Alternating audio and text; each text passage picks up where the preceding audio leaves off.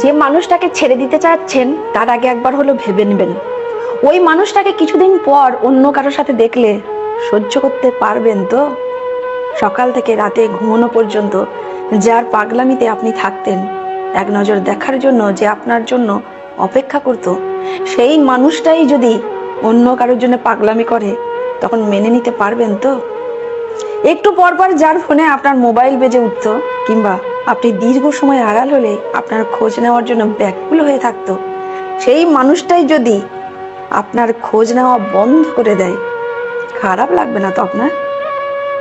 যদি আপনার খারাপ না লাগে অথবা মেনে নিতে পারেন কিংবা সহ্য করতে পারেন, তাহলে মানুষটাকে ছেড়ে দেবেন। আর যদি বিন্দুমাত্র বুকের ভিতর কষ্ট অনুভব হয়, তাহলে সময় থাকতে আগলে রাখুন। জানেন তো, সবাই থেকে যেতে চায় না। একজন গেলে আপনি আর একজন পাবেন, তবে ওই মানুষটাকে আপনি আর পাবেন না যাকে হারিয়ে ফেলেছেন। ছোট্ট জীবনে একাধিক মানুষের স্মৃতি নিয়ে বেঁচে থাকা যায় ঠিকই, তবে ভালো থাকা যায় না। জীবনের কোনো একটা সময়ে আপনি ঠিকই অনুশোচনায় ভুগবেন। কাউকে কষ্ট দিয়ে, আঘাত দিয়ে, ধোঁকা দিয়ে সাময়িক ভালো থাকা গেলেও আজীবন ভালো থাকতে পারবেন না। আপনার দেওয়া আঘাত, কষ্ট কিংবা ধোঁকা কোনো একদিন ঘুরে ফিরে ঠিক আপনার কাছেই চলে আসবে, অন্য কারো নামে, অন্য কারো ঠিকানা থেকে।